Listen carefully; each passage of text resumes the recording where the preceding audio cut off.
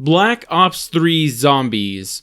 This game is considered by many people to be the pinnacle of Call of Duty zombies, and the point where zombies was just something different. And honestly, looking back at it, I really can't help but agree, because when you go back and play this game, even 5 years later, you could still do this, and you play it, and it's hard to find flaws within the game. There are some there, don't get me wrong, but it's hard to find them. Like, you have to be looking for them for the most part in order to find these flaws, and really what happens when you go back and play is you don't really run into the flaws. You run into everything that was great about it, and you remember exactly why so many people liked this game and why it was the most popular game when it was out. And honestly, because of all of that, it really got me thinking and wanting to talk about Black Ops 3 Zombies. And of course, that's what this video is. And today, we are going to be having a look back at Black Ops 3 Zombies and trying to find out exactly why Black Ops 3 Zombies was just so special.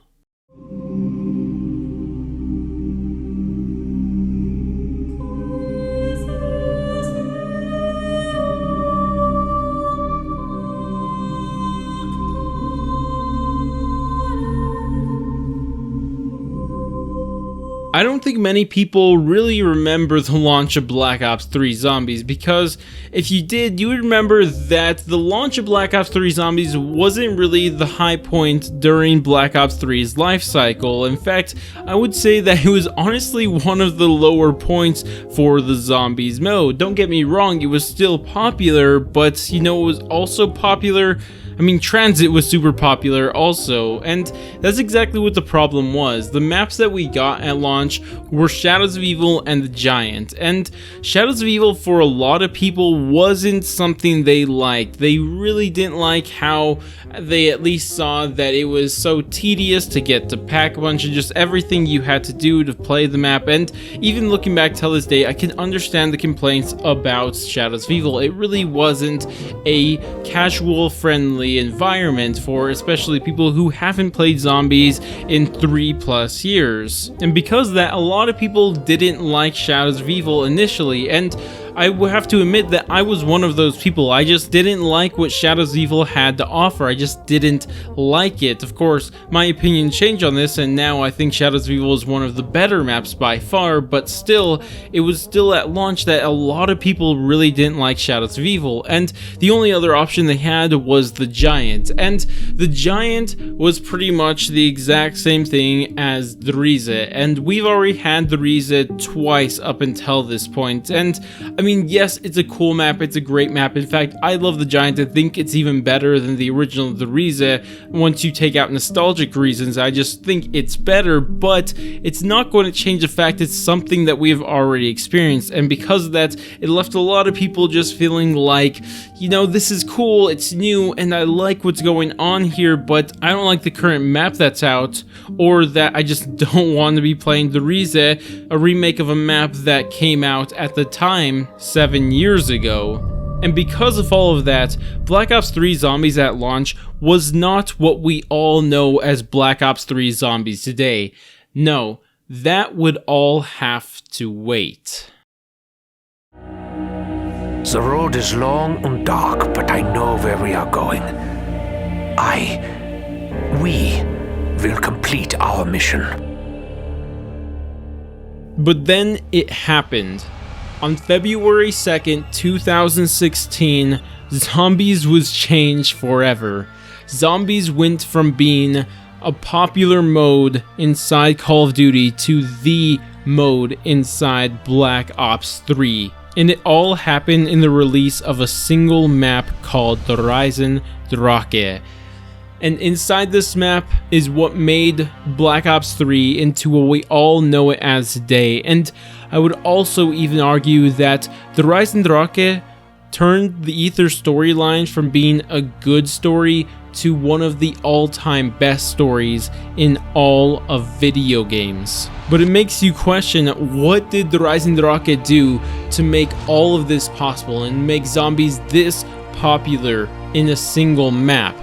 Well, I would say the question that you're asking is probably slightly wrong. The question isn't what it did, it's what of the many things it did right. And more than that, the many things it did great. Because even looking back at this map 4 years after launch, I still think about everything about this map, and there's nothing I could point out and say that was done bad, that was done poorly. The only differences in what you see in this map is that some things are done great and other things are done good. That is a difference in level of quality throughout this entire map. And more than that, this map was the most accessible map in the history of zombies. No matter what type of zombies player you were, it seemed like it was made exactly for you, and it is something that has never been captured in any other map. The examples is that if you're a casual player just playing for fun, you could definitely play this game however you want. You just go buy your perks, spin the box, pack a punch, and just play casually from there, and it's really easy for most people. But if you want to step higher, you could obviously get the bow, and then from there you could upgrade the bows to one of the 4 variants, so it's also very friendly to cooperative play, and thus making the map very accessible. And even for the hardcore zombie players, if you like going for high rounds or challenges or whatever it may be, the Rising Rocket was still perfect for those type of players. Everything that was done in this map felt like it was done directly for every type of playstyle. But what this map did and what made this map stand out more than anything else was because I believe this is the map where it created a new type of zombies player. And what that is an Easter egg player, someone who mainly plays zombies for Easter eggs, which honestly now seems like the majority, at least on YouTube, of players. Don't get me wrong here, in previous maps there have been Easter eggs, there have even been fun Easter eggs, but none of the Easter eggs have done what the Rising Rocket did inside its map. It did everything that you could ask out of an Easter egg. It was fun, it was challenging, and it had the most insane spectacles that we have seen even since then in any other map. Not to mention that it intertwined all of this with the storyline, and this is exactly what I was talking about a while ago. It made the Ether storyline as we all know it today, because up until that point the Ether storyline was popular, but not this popular. It didn't make a map like it does today, and this was all done throughout the Easter egg. Because if you really transfer your mind back to when you first played the Rising Rocket or first watched a stream of someone doing the Easter egg, just think about all the spectacles and the story that came alongside with it. Just bring your mind back to the very first time you ever did the Easter egg on the Rising Rocket. Think about the first time you ever teleported back in time and you saw the in-game cutscene between Dr. Groff and the voice of Ultimus Richtofen. Remember how hype that was? Who remembers when you shot down Dempsey's castle from the sky?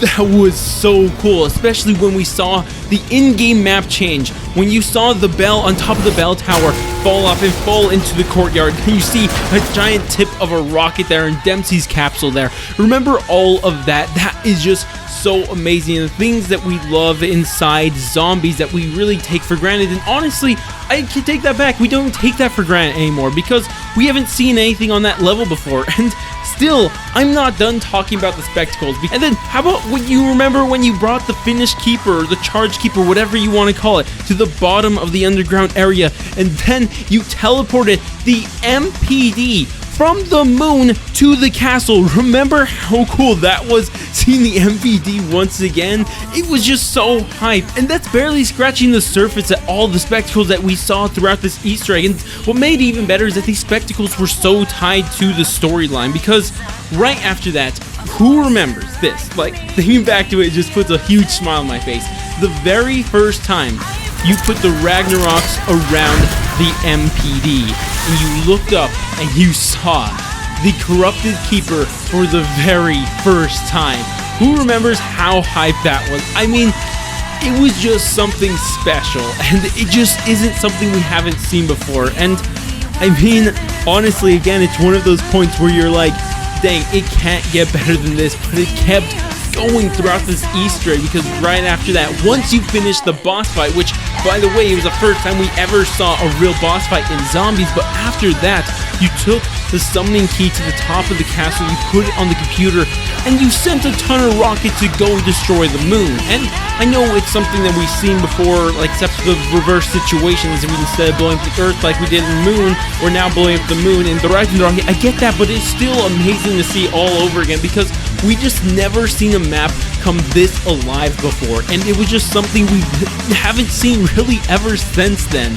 And it's just something that's amazing. And to top it all off, we got one of the greatest cutscenes of all time. Because what we saw in this cutscene was our characters changed from just being fun characters to follow to believable human beings with emotions. Who remembers when you saw Dempsey having to kill his other self? The pain he felt when he did that. And what really made this cutscene more than anything is the silent interaction between Dempsey and Richtofen when Richtofen put his hand on Dempsey's shoulder. At that point, these characters were no longer characters, they were people you then cared about. And one of the main reasons why the Ether storyline is so loved up until this day. And it's just something, again, we have hardly ever seen all at the same time.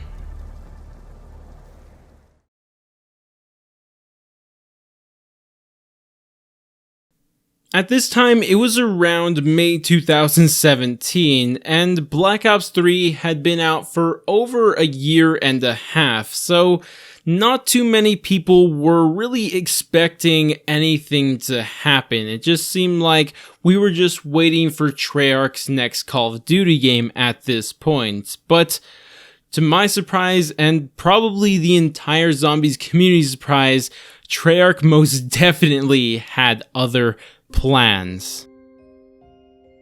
On May 16th, 2017, Treyarch went and did it. They released Zombies Chronicles, and this was probably the best possible thing that could have happened at this point for Black Ops 3 Zombies. And I know I've been kind of saying a lot of great things have happened during Black Ops 3, and all of them I'm making them sound like the best possible thing could have happened, but it really was that way, because throughout all of Black Ops 3, it seemed like everything that could go right was going right. Every decision Treyarch made was a great decision for the most part, minus, a couple things here and there, but it just seemed so perfect. Everything seemed to fall perfectly in place, and this was another one of those with the release of Zombie Chronicles, with remastering 8 previous zombie maps, and it was just the best possible way they could have ended off the Black Ops 3 season. It was just really that cherry on top to finish everything off.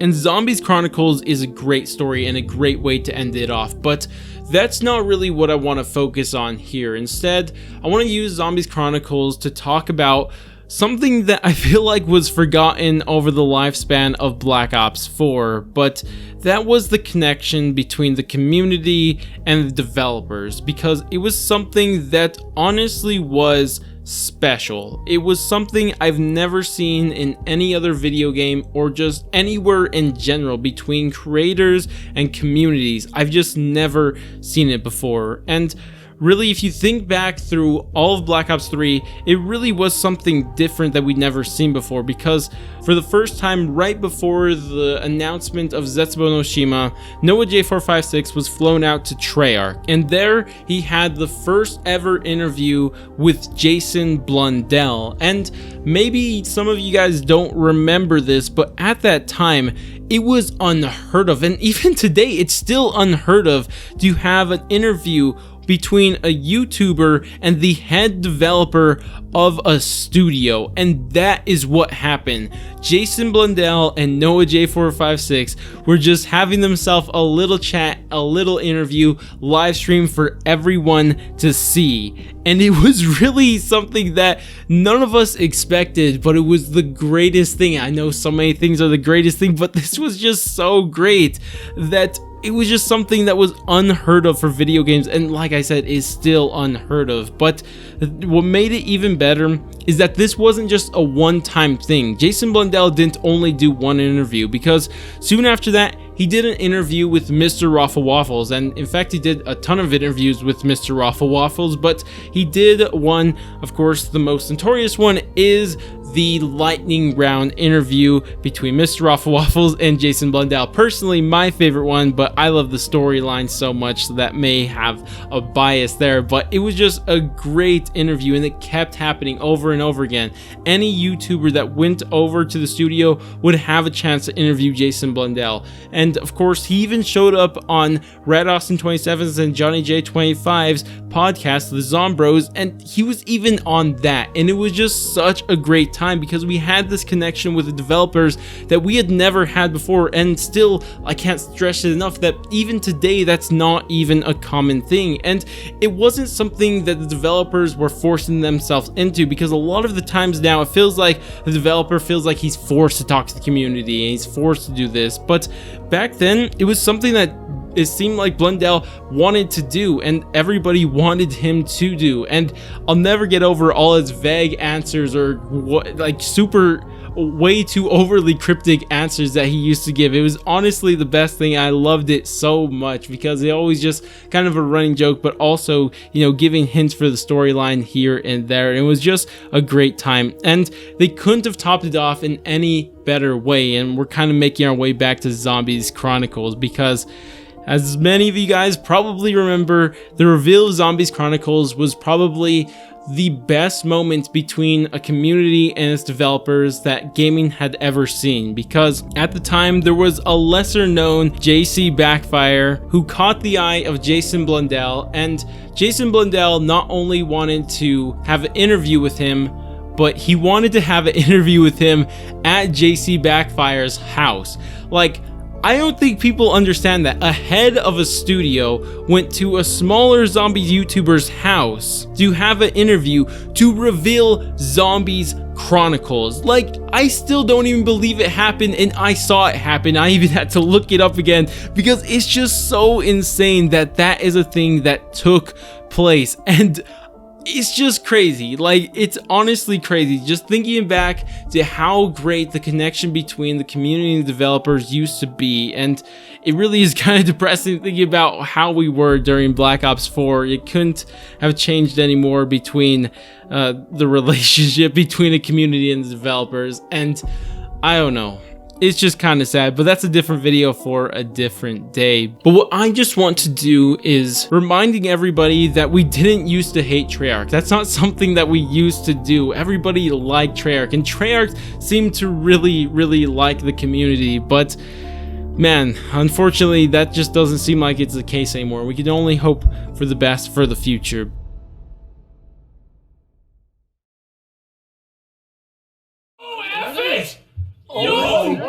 He dropped it! Oh my lord. I have a feeling that's Lex. What the? 100K! Oh my. 100K. Oh, it updated $100,000 for a charity. Honestly, after everything that transpired during the lifespan of the Reisendrache, it'd be hard to find anything that could be greater than that. It was the pinnacle of popularity in zombies, and really zombies was living on cloud 9. But honestly, and I couldn't be happier to say this, but I believe that the zombies community really did find a way to surpass what even happened during the Reisendrache, and it's one of the main reasons why Black Ops 3 Zombies was continuously popular throughout multiple years, because later that year, on August 14th, Noah J456 did something that I don't think many of us could say that we've done anything close to, because he organized an event called EE4C, or its full name, Easter Eggs for Charity. And during this, he invited a ton of other zombies YouTubers to go do Easter eggs together and speedrun them as fast as they could, at the same time raising as much money as possible for St. Jude's Children's Hospital, which honestly was probably the best moment throughout all of Black Ops 3's lifespan, because during that, the zombies community raised over $100,000 for St. Jude, and it was just probably the best moment. I mean, there's a lot of great moments during Black Ops 3, but to make it as heartwarming as that, to see that it wasn't only something just for popularity, you had people like Noah going out there thinking about not only is this game fun and popular and I love playing, but also using the popularity of that to do something good. And it's just something that really topped everything that could have been great that happened during this season. Seeing how many YouTubers were all a part of this and how many of them worked together to make this thing possible, and especially, like I keep stressing, Noah, the one to put it together to raise that much money for St. Jude. It was just the best moment out of everything, and maybe we didn't know at the time, but it really was. It may have felt like other points during Black Ops 3 may have been greater points, but really you cannot top what happened on August 14th. It was really the best moment for the zombies community, and honestly, it's the one that really gets me every time thinking about it, wishing that I wish zombies could be like that again today, because just thinking about how it was, how popular, and the use of that popularity for good, it really does make me wish that we could really go back to that and continue to do things like that. It really is like that for me, and I don't know, it's just a great moment, and the moment for Call of Duty Zombies, or just Call of Duty as a whole.